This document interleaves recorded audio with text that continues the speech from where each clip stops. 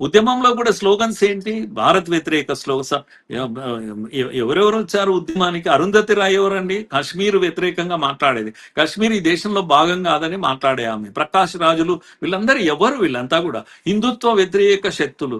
రాముడిని సీతని నిందిస్తూ పాటలు పాడినటువంటి వాళ్ళు. వీళ్ళు నీటి గురించి వచ్చారా? వీళ్ళు చెప్పండి. నీటి గురించిన నిజాయితీ వీళ్ళకు ఉందా అని అడుగుతున్నాను నేను. అందుకే మీరు అన్నట్టుగా పోరు, జార్ఖండ్ పోరు, లేకపోతే ఇక్కడికి పోరు, పంజాబ్ పోరు. ఎందుకంటే ఆమ్ ఆద్మీ పార్టీ దీని వెనకాల ఉండి పనిచేస్తా ఉంది కనుక మీరు ఆమ్ ఆద్మీ పార్టీని ప్రశ్నించరు ఎప్పుడు కూడా. కానీ అందుకే నేను అంటున్నాను, ఈ ఈ ఇదేంటి cockroach Janata party, this is not a party. ఇది విద్యార్థులకు, యువతకు సంబంధించింది కాదు. ఇది కేవలం ఒక రాజకీయమైనటువంటి టెంపరీగా ఒక ఏమంటాం ఒత్తిడికి గురి చేసే ఒక పెద్ద వ్యూహంతో ప్రజల ముందుకు వచ్చింది. ఇది ఎక్కువ కాలం కొనసాగేది కాదు, ఎందుకంటే చిత్తశుద్ధి లేని ఉద్యమం ఇది.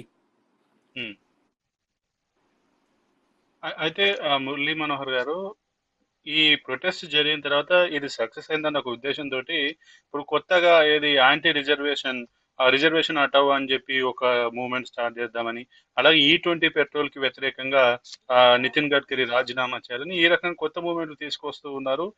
దీన్ని ఎట్లా చూసుకోవచ్చు? ఎందుకంటే దేశంలో ప్రశాంతత స్థితిని, శాంతిని ఉంచకుండా చేయాలనే ఉద్దేశంతో చేస్తున్నట్టు కుట్రనా, లేదంటే యువత ఎవరైతే ఈ 18 నుంచి 25 సంవత్సరాల పిల్లలు ఎవరైతే ఉన్నారో వీళ్ళందరూ మేము ఏది చెప్తే అది గుడిగా ఫాలో అవుతారు, వాళ్ళకు ఎంటర్టైన్మెంట్ కావాల్సిన ఎంటర్టైన్మెంట్ ఇస్తే మేము అనుకున్నది సాధించుకోవచ్చు అన్న ఒక దురాలోచనతోటి ఇది మూవ్మెంట్లు తీసుకెళ్తున్నారు. నిజంగా రిజర్వేషన్ హటావ్ అనేటువంటి మూవ్మెంట్ సక్సెస్ అవుతుందా?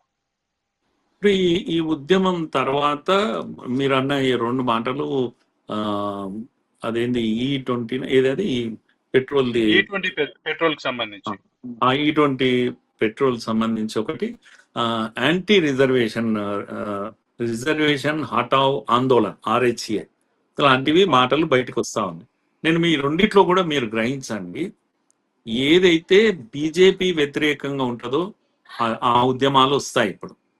కనుక మీరు E20 అనేది ఏంది, గడ్కరీని అటాక్ చేస్తూ ప్రభుత్వాన్ని అటాక్ చేయడానికి తీసుకున్నటువంటిది ఒకటి. రెండోది, ఇది రిజర్వేషన్ హటావ్ అనేది చాలా సెన్సిటివ్ సమస్య. ఇది రిజర్వేషన్ హటావ్ అని ఎవరంటావు, బహుశా బీజేపీ పని చేస్తుంది అని అనుమానం రావడానికి ఈ లెఫ్ట్ కుహన శక్తులు వీళ్ళందరూ కలిసి, అంటే దిక్కు లేక ఈ దేశంలో రాజకీయమైన పోరాటాలు చేయలేని బలహీనం పడిపోయినటువంటి, వృద్ధాప్యం దాపురించి కాలికి కాలు దాపున్న కమ్యూనిస్టులందరూ ఒక్కటై పాపము వ్యూహం మీద వ్యూహం రచిస్తున్నారు అక్కడ కూర్చొని. దీంట్లో విదేశీ ఏజెన్సీస్ అన్ని కూడా రెడీ అయ్యాయి. మొన్న మనం చూసాం ఫేస్బుక్ లో మోడీ గారి ఇది పెట్టినప్పుడు ఎందుకు ఆగుతుంది అని అంటే దీంట్లో హస్తం ఉంది, విదేశీ హస్తం ఉంది, దీంట్లో డౌటే లేదు. చైనా హస్తం కూడా ఉంది. కనుక ఇన్స్టా అంత పెద్దగా, ఇదంతా ఆర్టిఫిషియల్ అండి. ఇదేంది లాగరిథమ్స్ అనేటివి ప్రజల సమస్య ఆధారంగా అది ప్రజల్లోకి వెళ్ళడము, పాపులర్ కావడం ఉండదు. లాజిస్టిక్స్ ఎవడి చేతిలో ఉంటే ఆ యొక్క యాప్ ఏదైతే ఫేస్బుక్ కానీ లేకపోతే ఇంకేది కానీ ఎవడి చేతిలో ఉంటే వాడు దాన్ని లాగరిథంను యూజ్ చేసి అసహజమైనటువంటి ఉద్యమాలకు తోడ్పడుతూ ఉన్నారు. అందుకే 2 కోట్లు అనేది సిజేపీ చేసినటువంటి ఒక సెంటెన్స్, 2 కోట్లు అనేది అది ఆర్గానిక్ కాదు, అది కంప్లీట్ గా మ్యానిపులేటెడ్ పాపులారిటీ అది. కనుక నేనేమంటున్నా అంటే జెన్జీ తెలివైన వాళ్ళు మన దేశంలో. కొంతకాలం ఇవి మీరు వాళ్ళను మ్యానిపులేట్ చేయొచ్చు కానీ ఎక్కువ కాలం మీరు చేయలేరు. మీరు అందుకే ఉద్యమం జరుగుతున్న సమయంలోనే మోడీ గారు ఒక వీడియో పెడితే 30 కోట్లు వస్తాయి. అదే ఇన్స్టాగ్రామ్ లో 30 కోట్ల మంది యువత వెంటనే ఫాలో అవుతారు. ప్రపంచంలో ఇంకో నాయకుడికి ఎవరికి అలా రారు. Gen Z is with Modi already. ఇంకెక్కడ ఉన్నారు జెన్జీ? కనుక ఈ ఉడతలు, మిడతలు, బుద్ధింకలు ఇవన్నీ కూడా టెంపరీగా ఒక ఏమంటాం, ఒక అద్భుతమైన దీన్ని ఏదో ఊహించుకొని యువత కొంత రోడ్లపైకి వచ్చినప్పటికీ కూడా అది టెంపరీ అని, తప్పుదారి పట్టించేదని. అక్కడ అభిజిత్ దీప్తే పైన ఇంకు చల్లింది ఒక తల్లి. ఎందుకంటే అరే మీరు ఎంతసేపు ఏం మాట్లాడతారు మీరు, ఒక నీట్ తప్ప అన్ని మాట్లాడుతున్నారు ఏందని పరీక్ష రాసిన ఒక బాధితుడి యొక్క తల్లి అక్కడ వచ్చింది, నిలదీసింది, మాట్లాడకపోతే ఇంకు జల్లింది కోపం వచ్చి ఆమె. ఇవన్నీ సంఘటనలు జరిగినాయి. ఎందుకంటే అక్కడ జరిగిన డ్రామాలో నీట్ తప్ప అన్ని వ్యవహారాలు ఉన్నాయి, అన్ని మాట్లాడుతుంది, దేశంలోని సమస్యలన్నీ మాట్లాడారు. ఇంకా బూతులకైతే అంతు లేదు. అంటే చెవులతో ఎన్నడూ వినలేని బూతులు తిట్టి పాపం అదే పిల్లలు ఈరోజు మీడియా ముందరికి వచ్చి చేతులు కట్టుకొని తప్పు జరిగిపోయిందని వాళ్ళు వేడుకునేటువంటి పరిస్థితి. తల్లిదండ్రులు సిగ్గుపడుతున్నారు. ఈ మూమెంట్ లో మా పిల్లలు వెళ్ళారా, ఇలా మాట్లాడారా అని వాళ్ళ ముఖం ఎక్కడ పెట్టుకోవాలో వాళ్ళకి అర్థం కానిటువంటి ఒక పరిస్థితి. నేనేమంటున్నానంటే మన దేశానికి షూట్ అయ్యే ఉద్యమం కాదు ఇది. ఇది మన దేశంలో ఎన్నడూ మన పిల్లలు అట్లా చెయ్యరు.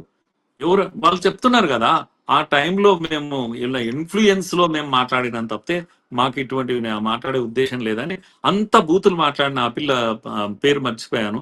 ఆమె కూడా పాపం ఏడుస్తూ అదే చెప్పింది. అందుకే ఇది సహజమైన లక్షణం కాదు. మన భారతీయ జెన్జీ డిఫరెంట్ జెన్జీ. అందుకే వోక్ కల్చర్ అనేది ప్రపంచవ్యాప్తంగా ఈ మధ్యన ఈ ఏమంటాం వృద్ధులైనటువంటి కాటికి కాలు జాపుకున్న కమ్యూనిస్టులు ప్రపంచమంతటా కూడా ఈ కల్చరల్ మార్క్సిజం అనే దాన్ని రుద్దుతున్నారు యూనివర్సిటీస్ లో. ఆ పిల్లలే ఈ వోకిజం అని అంటారు దాన్ని. వోకిజం అంటే విచ్చలవిడితనము అని. అడ్డం వచ్చినోని ప్రశ్నిస్తారు, అమ్మా నాయనని కూడా ప్రశ్నిస్తారు అన్నట్టు. ప్రశ్నించడమే తెలుసు కానీ జవాబు చెప్పడం తెలియదు వాళ్ళకు. అడ్డంగా ప్రశ్నిస్తారు. ప్రశ్నించడం ఈ దేశానికి కొత్త కాదు సంపత్. ఈ దేశంలో ప్రశ్నోపనిషత్ అనే ఒక పేరు వింటారు. ఉపనిషత్తులో ఒక ఉపనిషత్తు పేరు ప్రశ్నోపనిషత్. కనుక ఈ దేశంలో పుట్టింది ఇప్పుడు కాదు, వేల సంవత్సరాల క్రితమే ఈ దేశంలో ప్రశ్నోపనిషత్తు పుట్టింది. ఈ దేశానికి ఎవడో వచ్చి ప్రశ్నలు నేర్పిస్తారు? ప్రశ్నించే గొంతుక అని ఫ్యాషన్ గా మాట్లాడు. ఎవడ్రా బాబు ప్రశ్నించే గొంతుకలు మా దగ్గర తక్కువనైంది. పుట్టిందే ప్రశ్నతో పుట్టినా మేము. కనుక ద్రౌపది చీర లాగితే ఊరుకోలేదు, చీర పట్టుకొని ఏడవలేదు ఆమె. తానోడి నన్నోడేనా, నన్నోడి తానోడేనా అని ప్రశ్నించింది సభను. ఏం మాట్లాడుతున్నారు మీరు? మాకు మీరు కల్చర్ నేర్పిస్తారా? ప్రశ్నించే కల్చర్ మా దగ్గర లేదనుకుంటున్నారా? కానీ మర్యాదగా ప్రశ్నించినాం. కనుక అమ్మ నాన్నలు తలదించుకునే పద్ధతిలో మాట్లాడలేదు మన పిల్లలు ఎప్పుడు కూడా.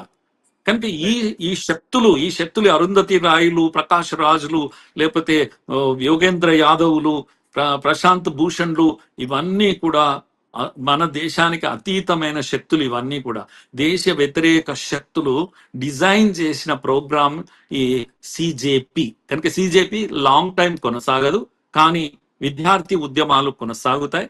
విద్యారంగంలో మార్పుల కోసం తప్పకుండా విద్యార్థి ఉద్యమాలు కొనసాగుతాయి. దానికి ఎటువంటి అడ్డంకు లేదు ఈ దేశంలో అని నా అభిప్రాయం సంపత్.